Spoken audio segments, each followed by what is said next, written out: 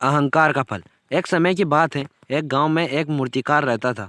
मूर्तिकला के प्रति अत्यधिक प्रेम के कारण उसने अपना संपूर्ण जीवन मूर्तिकला को समर्पित कर दिया था।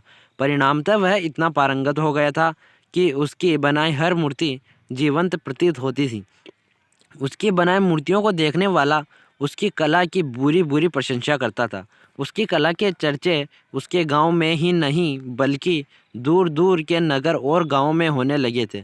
ऐसी स्थिति में जैसा सामान्यतः होता है वैसा ही मूर्तिकार के साथ भी हुआ। उसके भीतर अहंकार की भावना जागृत हो गई। वह स्वयं को सर्वश्रेष्ठ मूर्तिकार मानने लगा।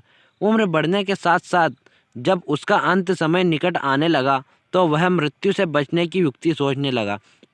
वह किसी भी तरह स्वयं को यमदूत की दृष्टि से बचाना चाहता था ताकि वह उसके प्राण न हर सके। अंततः उसने एक युक्ति सूझ ही गई। उसने अपनी बेमिसाल मूर्तिकला का प्रदर्शन करते हुए 10 मूर्तियों का निर्माण किया। वे सभी मूर्तियां दिखने में हूबहू उसके समान थी। निर्मित होने के पश्चात सभी मूर्तियां इतनी जीवंत प्रतीत होने लगी कि मूर्तियों और मूर्तिकार में कोई अंतर ही नहीं आ रहा। मूर्तिकार उन मूर्तियों के मध्य जाकर बैठ गया। युक्ति अनुसार यमदूत का उसे इन मूर्तियों के मध्य पहचान पाना असंभव था। उसकी युक्ति कारगर भी सिद्ध हुई। जब यमदूत उसके प्राण हरने आया तो 11 एक सर की मूर्तियों को देखकर चकित रह गया। वह उन मूर्तियों में अंतर कर पाने में असमर्थ था, किंतु उसे ज्ञात था कि इन्हें मूर्तियों के मध्य मूर्तिकार छुपा बैठा है। मूर्तिकार के प्राण हरने के लिए उसकी पहचान आवश्यक थी।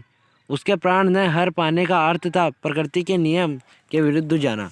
प्रकृति के नियम के अनुसार मूर्तिकार का अंत समय आ चुका था।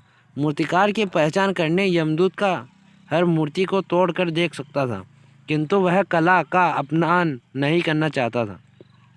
इसलिए इस समस्या का उसने एक अलग ही तोड़ निकाला।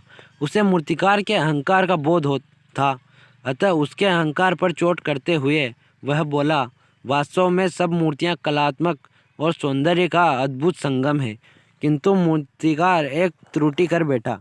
यदि वो मेरे सम्मुख होता तो मैं उसे उस त्रुटि से अवगत करा पाता। अपनी मूर्ति में त्रुटि की बात सुन अहंकारी मूर्तिकार का अहंकार जाग गया। उससे रहा नहीं गया और झट से अपने स्थान से उठ बैठा और यमदूत से बोला, त्रुटि असंभव। मेरी बनाई मूर्तियां सर्वदा त्रुटिहीन होती हैं। यमदूत की युक्ति काम कर चुकी थी। उसने मूर्तिकार को पकड़ लिया और बोला, बेजान मूर्तियां बोल नहीं करती और तुम बोल पड़े। यही तुम्हारी त्रुटि है कि अपने अहंकार पर तुम्हारा कोई बस नहीं। यमदूत मूर्तिकार के प्राण हर यमलोक वापस चला गया। सीख, अहंकार विनाश का कारण है, इसलिए अहंकार को कभी भी खुद पर हावी ना होने दे। दोस्तों, यह कहानी आपको कैसी लगी कमेंट करके ज़रूर बताइए और वीडियो को लाइक शेयर ज़रूर करना।